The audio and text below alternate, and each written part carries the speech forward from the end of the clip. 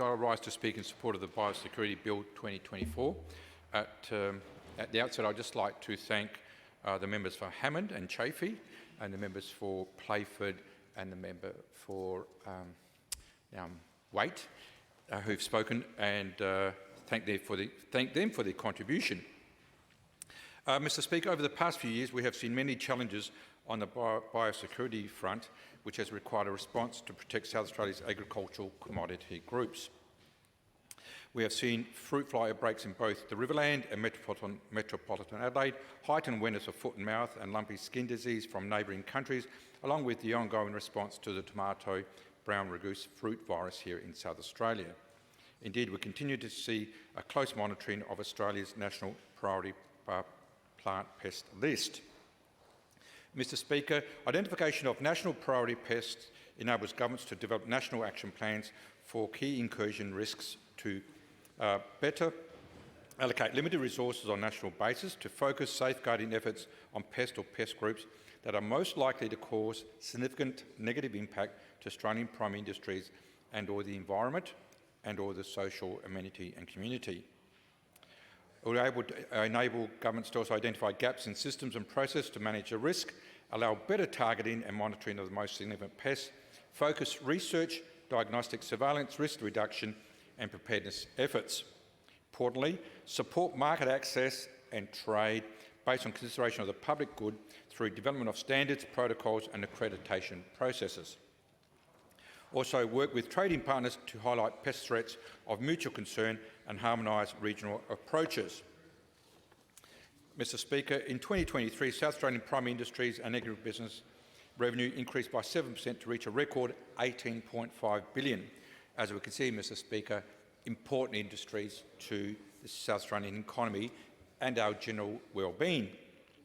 Overseas exports of agriculture, food, wine and forestry products increased by 18% and totalled $8.8 billion, accounting for 51% of Australia's total overseas merchandise exports. The primary industry sector, along with the associated processing sectors, also supports 78,000 FTE jobs in 2023. This was an increase of 10% from the previous financial year. Overall results for full food and wine industry supply chain were up. Combined gross food and wine revenue increased by 10.7% to reach $26.65 billion, with increases in food commodities, grain exports, with grain exports as the main driver. The strong results achieved over recent years, despite global challenges and extreme weather events, illustrate the importance of a robust and resilient primary industry sector to our state. And as a strong biosecurity system is critical to underpinning the productivity and profitability of our primary industries. Mr. Speaker, without an effective biosecurity system, our whole industry could be at risk. There are also vital environmental and social benefits in protecting our unique flora and fauna, natural environments, culture and public amenity from a wide range of biosecurity threats. Biosecurity is the management of risks to the economy, the environment and the community, of pests and disease entering, emerging, establishing or spreading in an area. We are facing increasing biosecurity pressures. The National Biosecurity Strategy describes how various pressures at the national and global level are driving increased and changing biosecurity risks. Some of these risks include climate change enabling pests and disease to invade new areas. Climate change also affects the resilience of primary production and natural systems to pest and disease invasions, particularly in face of more extreme weather events and natural disasters. Changing land use and increased migration to regional areas are bringing people, primary production and wildlife closer together. This brings more pathways for pest and disease spread. It doesn't mean we shouldn't be doing it, it just means we need to do it smartly. Global trade continues to increase. Coupled with more complex global supply chains, there's more pressure on border screening and increased freight within Australia. More shipping vessels movements raise risks of introducing new marine pests and diseases. Tourism and migration also continue to increase post-COVID-19. This brings associated biosecurity risks where people unintentionally or deliberately transport biosecurity matter. Invasive species are a major cause of global decline in biodiversity, including for Australia's threatened flora and fauna. E-commerce is enabling greater volumes of trade, including illegal trade in declared pest species both into and within Australia. Increasing biosecurity risks overseas are geographically closer to Australia and or occurring in locations frequented by travellers. For example, foot and mouth disease, rabies, lumpy skin disease and African swine fever are present in Southeast Asia. Increasing resistance to agriculture and veterinary chemicals can limit what effective controls are available to prevent and manage biosecurity pests and diseases. But even the uses of chemicals has its own challenges. To effectively manage the increase in risk, there is a need for South Australia to introduce more contemporary, flexible, consistent biosecurity legislation, and as the member for Chafe you mentioned, a nimble approach to biosecurity. South Australia's current biosecurity legislation has served us well. However, there is an opportunity to strengthen the regulatory tools to respond to current emerging risks effectively and consistently. As part of the National Biosecurity System, a Consolidated Biosecurity Act is needed for South Australia to enable a harmonised, flexible and evidence-based approach to preventing, controlling and managing biosecurity risks to ensure that South Australia remains a strong link in the national system. The current bill consolidates several existing acts to improve consistency across sectors, including the Plant Health Act of 2009, the Livestock Act of 1997, the Dog Fence Act of 1946, Impounding Act of 1920, and relevant provisions of the Fisheries Management Act of 2007. This is a crucial bill for ensuring the future sustainability of our state's primary producers, environment and the wider community. This bill brings consistency to the management of animal, plant, aquatic and environmental biosecurity across industries by keeping and improving the best of what has worked in existing legislation and by adding new tools and concepts to embed these in a single, modern, flexible legislative framework. It draws on the experience and lessons of other jurisdictions in developing their biosecurity legislation to ensure the bill is cutting edge, tailored to meet the needs of our state. Businesses commonly operate across state borders and interstate trade is fundamental to our economy. Consistency in regulatory approach and terminology brings efficiencies in business operations, supporting voluntary compliance. Consistency is especially important in conducting biosecurity emergency responses when incursion of a new pest or disease poses a threat to multiple states and territories. South Australia needs to play its part in having appropriate emergency powers that align well with those in other jurisdictions. The Biosecurity Bill 2024 introduced new concepts to the way biosecurity is managed and regulated in South Australia. Under current South Australian legislation, there are different ways in which pests, diseases and contaminants are prevented and managed. Additionally, there are concepts of biosecurity risk and impact. The bill aims to build a culture of shared responsibility among government, industry and the community for protecting our state from the impacts of pests, diseases and contaminants.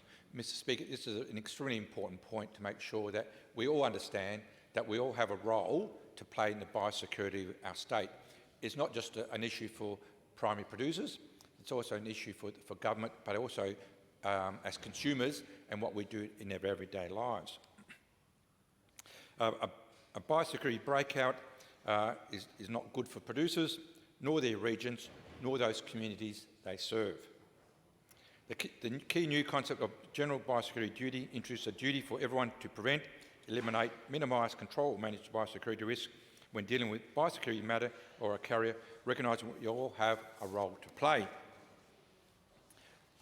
The general biosecurity duty requires a person to take reasonable, practical measures in relation to the risk they know or reasonably ought to know exists.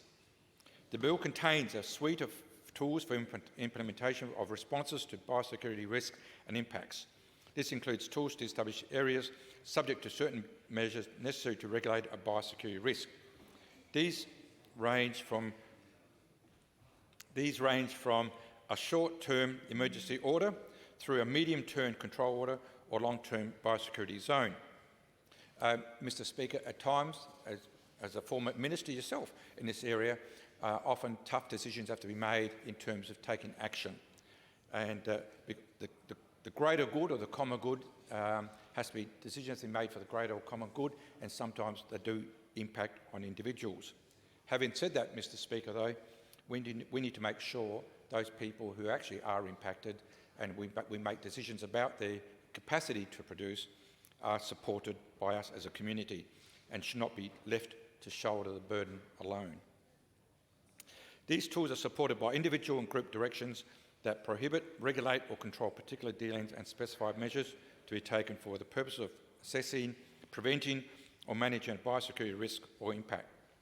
The range of tools and powers provided by this legislation enable reasonable and effective measures to be taken that are proportionate to the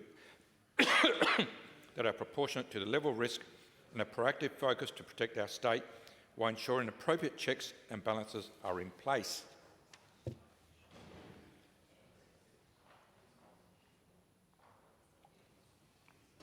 Importantly, Mr Speaker, the bill gives authorised officers the ability to act if they believe or reasonably believe the situation requires action to prevent, eliminate, minimise, control or manage a biosecurity risk or impact. Provisions such as these are central to supporting the bill's aims of a risk-based decision-making and acting early to achieve the best security outcomes and minimising the risks to other primary producers, the environment and the community at large. Biosecurity is a key enabler of market access, providing assurances for the supply of safe agricultural, fisheries and forestry products to local, interstate and overseas markets. Mr Speaker, one of our strengths as a state is that our primary industries have a very clean and green reputation, enable us to sell products in other jurisdictions and particularly overseas when others are stopped from doing that. We need to protect that reputation we have, or else our primary industries, producers themselves, will suffer. The bill contains a number of provisions to support access to domestic and international markets for South Australia's produce, enabling it to be certified as pest and disease-free and traced through the supply chain, meeting entry conditions of the receiving jurisdiction. These include registration of people engaging in regulated dealings and provisions to enable allocation of identification codes, such as the existing property identification code for livestock producers. Such identification schemes are increasingly important in supporting market access and are also critical in tracing movement of pests and disease in emergency. Mr Speaker, those sort of systems support both producers and also the markets at large. Industry codes of practice, standards and market assurance schemes can be legally recognised under the bill. And so the bill itself, Mr Speaker, and the new scheme also has a very educative role. It's not just about compliance, it's about educating producers and the community at large what their role and their responsibilities are. Further, both government and non-government organisations can be accreditation authorities to accredit biosecurity certifiers who can certify that products meet required conditions for market purposes. And this is an important addition, Mr Speaker, because this enables a quicker response at times and also enables us to share and educate people about their responsibilities. Biosecurity programs are a new tool to prevent, eliminate, minimise, control or manage a particular biosecurity risk or impact. These can be proposed by an industry or community body or can be led by government. They will foster partnerships, shared responsibility and co-investment in tackling issues of interest to specific industry or community groups. The bill provides for a modern, flexible compliance framework, bringing in outdated penalties into line with the risk and impact of those offences involved. Hopefully these measures, Mr Speaker, will deter those from doing the wrong thing. Of these, release of a prescribed agent with intent to harm or infest animals or plants and cause substantial harm to an industry or the state economy is the most serious and carries a maximum penalty of $1 million or 10 years in prison or both. Another important provision in the bill relates to extraterritorial application of the Act to ensure that it may apply to the greatest extent it can. This could be used, for example, to take compliance action against online retailers sending prohibited matter into South Australia from interstate. The bill also provides a required flexibility where a person or group of people need to undertake an activity that would otherwise be unlawful under the bill, and this can be done with certain prescribed conditions to manage the risk. The bill provides for review of decisions through the Minister, an internal review, or where appropriate externally through the South Australian Civil and Administrative Tribunal. Mr Speaker, this right of review I think is very important. When we give government officers more powers and duties, it's important they can be subject to review to make sure that, that they're accountable for the decisions they made, because the cost of making the wrong decisions or cost of making inappropriate decisions can be very high for the primary producer. The bill will also replace the Dog Fence Act of 1946, continuing the Dog Fence Board in its important role managing the dog fence to ensure wild dogs are prevented from entering pastoral and agricultural areas of the state. And I recall the former minister and the former government had quite a bit of to work in to improve the Dog Fence Act. The bill updates existing provisions while maintaining the essential functions related to the board and dog fence. The 2,150-kilometre South Australian dog fence is fundamental to the security of the South Australian sheep industry. The fence prevents wild dogs from the northern two-thirds of the state from moving south into sheep production country. Wild dogs cost Australian agriculture about $90 million per year.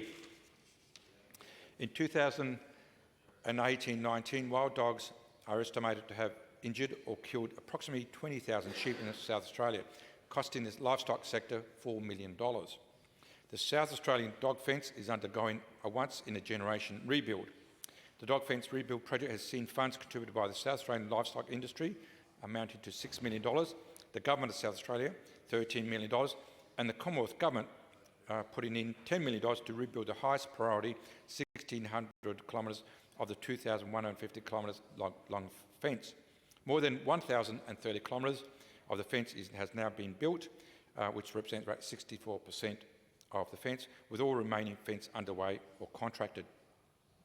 Management of wild dogs underpins the sustainability of South Australia's extensive livestock industries, particularly sheep industry, inside the dog fence. The pastoral cattle industry inside and outside the dog fence can also be seriously impacted by wild dogs. Mr Speaker, the Biosecurity Bill is the result of a significant body of work to ensure that South Australia has fit-for-purpose modern legislation to manage biosecurity risks now and to the future. And I also believe some of this work started with the previous government and continued and enhanced by this government. Mr Speaker, the bill has been presented to Parliament following an in-depth review of existing biosecurity-related legislation, extensive consultation and consideration of the feedback received. And I also note the bipartisan support for this bill, which augurs well for our industry, primary industry, and also our